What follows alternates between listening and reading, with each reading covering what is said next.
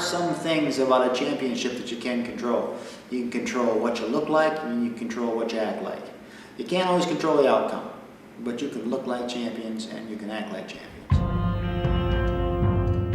When I first came to Kalamazoo, I was told by a number of well-meaning academic professors, don't work these kids too hard, they'll quit on you. I started working them pretty hard, and the response was, the harder you work them, the more they're going to respond. So I found that this kind of student, the kind of kid that comes to Kalamazoo, was willing to work hard.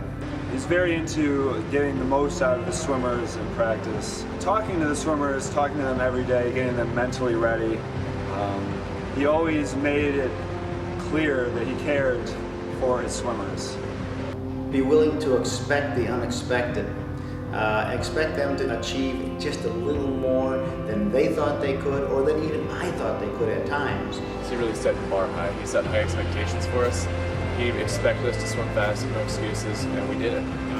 He knew how to push all the buttons to get you motivated. He was what you call a player's coach. Yes, absolutely. Yes. He made going to practice fun. Like, you know, you can go to practice and get your ass kicked, but you know, Coach Kent's just got this, you know, great attitude. Coach Kent exuded a lot of confidence. That really rubbed off on all of us as swimmers. And we always felt good about ourselves. He was a man who commanded respect without ever really demanding it or needing to earn it at all. Everybody just automatically loved the man. And No one didn't like Coach. I wasn't shy about trying to motivate people to swim for me because I worked hard for them. So it was kind of a mutual thing. Let's all do it together. You almost feel guilty not trying really hard, and so I would show up to practice or for meets, and you just can't help but work as hard as you can for someone because you feel like you owe it to the guy. He was the guy that you wanted to perform for. He was a guy that you didn't want to let down because he was really counting on you. And I don't know that I would ever have gotten that feeling with a strict drill sergeant type coach. You kind of need somebody who's more of a friend like that. You know, if you did something stupid, you felt bad for Coach because you were representing him. We cared about what he thought about us.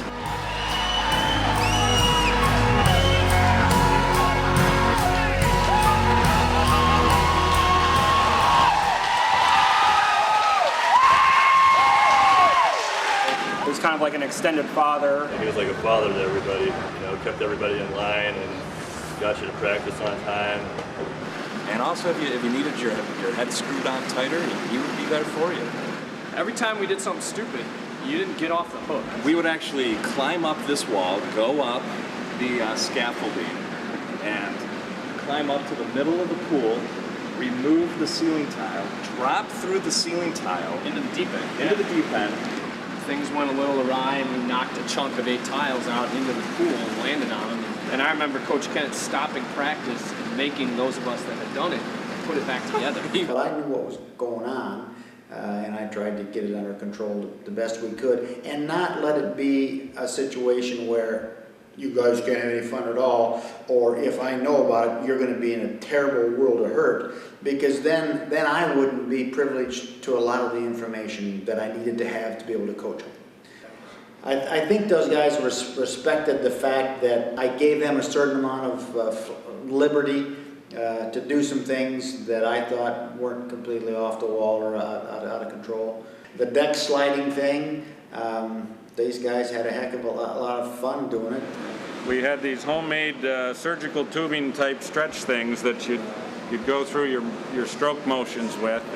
We kind of came up with the idea, we tied one to the post that sticks out next to the deck there and the other to the railing on the stands, and we stretched it out for the entire length of the pool and slid soap down the deck and slid on our chests. They went flying down the deck on their stomach. Eventually we set up the kick boards. Yeah.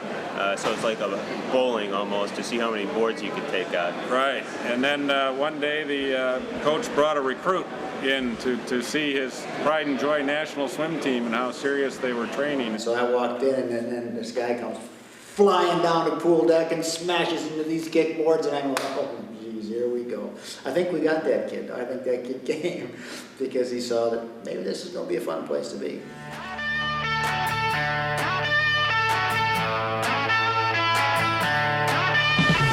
know nothing of mercy, doubt, or remorse.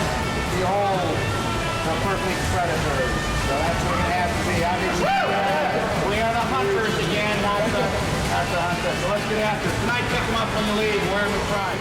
So I decided that, well, let's have a theme for our championship, our quests.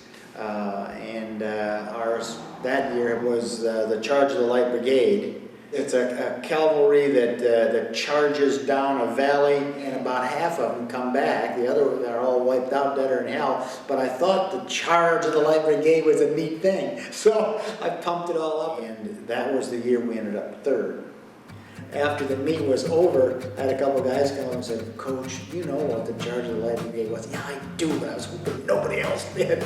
But we went in and got slaughtered.